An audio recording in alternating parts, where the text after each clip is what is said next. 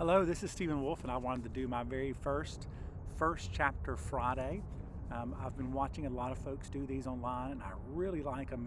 It's a great way to learn about some new books. And today I want to start, I'm actually going to do two at once.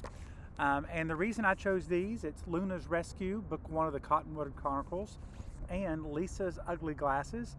I chose both these because these were recently gifted to me, both of them by Richardson, who is the author of the book. So out of appreciation of that, and just, hey, let's discover some new books together. I'm going to do the first chapter of each book. So Luna's Rescue and The Ugly Glasses. And I think I'm going to start with The Ugly Glasses. Lisa's Ugly Glasses.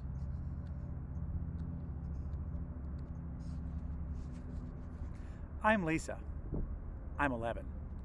And if you met me a year ago, you'd have met a girl who avoided eye contact, couldn't think of a single thing to talk about, and would rather go to the hospital with a broken arm than stand in front of her 5th grade class. I'm still that girl some days, but I've also changed a lot. Anyways, I'm supposed to introduce myself. Here it goes. I have a lot of interests, like a lot. I like music, board games, reading, and a bunch of other stuff. And I'm pretty smart. I'm really good at math, except fractions. And I can speak some Spanish. Oh yeah. And I love guinea pigs. I have two. Their names are Pumpkin and Pie. I'm going to be a veterinarian someday. Oh, and I love to write. Why? Because it's how I make sense of things. I write about my day at school. I write about Pumpkin and Pie. I write about what I'll do when I'm a veterinarian. Stuff like that. And most of all, I write because it's so much easier than talking to people. And until recently, I didn't talk to people. I'm shy, but I used to be really shy. It's not like I wanted to be shy, but when I had to talk to people, my voice would get all shaky or get stuck in my throat and not even come out. And my hands would get cold and shivery. My mind would start to race. And the thing is, I was always worried that I didn't have anything to talk about. Because what if the other kids in my class thought guinea pigs were lame? Or what if they thought I was boring? Anyways, this is a story about me and how my life was flipped upside down. You see, I'm not so shy anymore. I still feel shy sometimes, and that's okay. But I've learned a lot. So keep reading. It's a pretty cool story.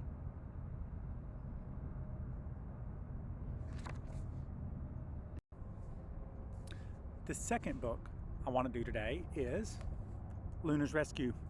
This is the second one of Richardson's books. And this is book one of the Cottonwood Chronicles. So if you like it, look for the series.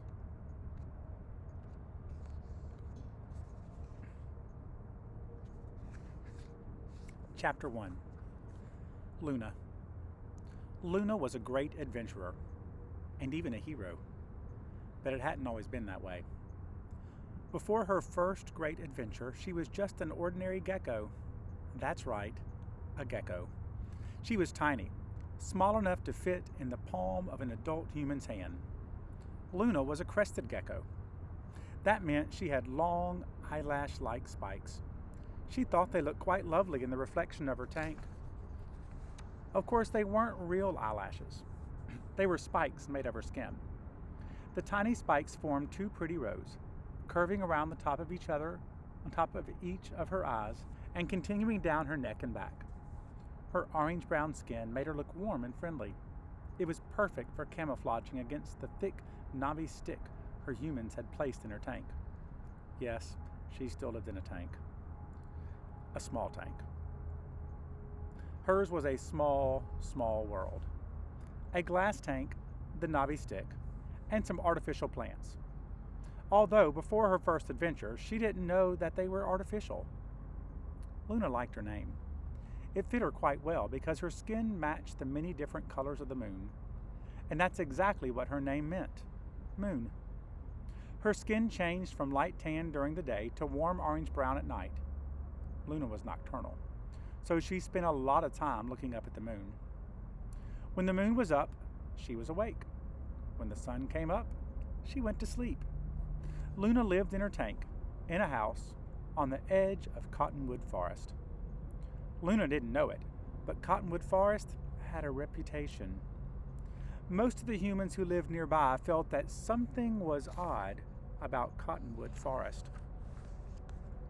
Some people claimed to have seen exotic animals in the forest. Some people said that Cottonwood Forest was haunted. Some said it was magical. And some said it was just a regular old forest. Several people claimed to have heard what sounded like an elephant trumpeting somewhere deep within the forest. But no one had ever claimed to see a dragon near Cottonwood Forest. At least, not before Luna's first great adventure. Luna lived with 5 humans who called themselves the Robbins family. She liked the Robbins family very much. 3 of them were little: a young boy named Eric, a toddler named Eliza, and a baby named Shannon. She liked the 3 littlest ones best, even though they ran around and made lots of noise whenever she tried to sleep. But she had a happy life with the Robbins, so she didn't mind too much that the kids were noisy. Every morning, right before Luna tucked herself into bed, behind her favorite leaf, Eric and Eliza would run over to her tank. Then they would squish their hands and chubby faces right up against the glass. They'd say, "Good morning, Luna." It was Luna's favorite part of the day, even though it always left smudgy prints on the glass. She would look at their squishy faces and big curious eyes, and they would stare back into her round moon-shaped eyes and slitted pupils. At night, Eliza would toddle over to the tank and say, "Night, night, Luna," before toddling off to get her teeth brushed. And Eric would come and talk to her occasionally before going to bed. He'd tell her about snippets of his day, like, "I got a piece of gum from my friend at school," or, "At recess, me and Bobby played handball with Rachel." Luna didn't know what gum and handball were, but she didn't care. Before Miss Robbins went to bed, she'd prepare fresh puree for Luna. She'd take a clean milk lid, pour fruit mix powder into it, and add a tiny bit of water. Then she'd stir it up, smushing all the lumps. She'd place it in Luna's tank. Then she would squirt the inside of a tank with water, creating a fresh mist for Luna to enjoy. Luna would lick the droplets off the leaves and the tank wall until her belly was full of cool, fresh water. Luna knew her family loved her. They adored her, and she adored them too. At night, Luna watched over her humans. She liked to think of herself as the night guard, always keeping watch while they slept. She never expected that one day things would change. And that's where she leaves us off. I wonder what the change was. I guess we'll have to read the whole book to find out. I hope you enjoyed both those first chapters, Luna's Rescue and Lisa's Ugly Glasses. 2 fantastic books. I think you'll enjoy them. Give them a check out.